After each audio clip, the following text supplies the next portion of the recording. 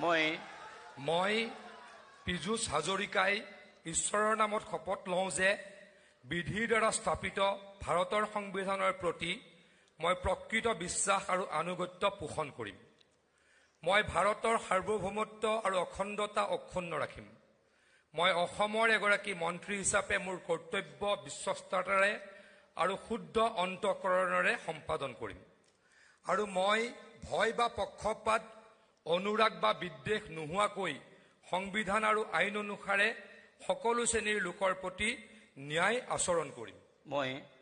মই পীযুষ হাজৰিকাই ঈশ্বৰৰ নামত শপত লওঁ যে অসমৰ এগৰাকী মন্ত্ৰী হিচাপে মোৰ কৰ্তব্যৰ যথাযথ সম্পাদনৰ বাবে আৱশ্যক হোৱাৰ বাহিৰে মই এনে বিষয় যি অসমৰ এগৰাকী মন্ত্ৰী হিচাপে মোৰ বিবেচনাৰ বাবে অনা হ'ব বা মোৰ জ্ঞাত হ'ব তেনে বিষয় মই কোনো ব্যক্তি বা ব্যক্তিসমূহৰ ওচৰত প্ৰত্যক্ষ বা পৰোক্ষভাৱে অৱগত বা প্ৰকাশ নকৰিম।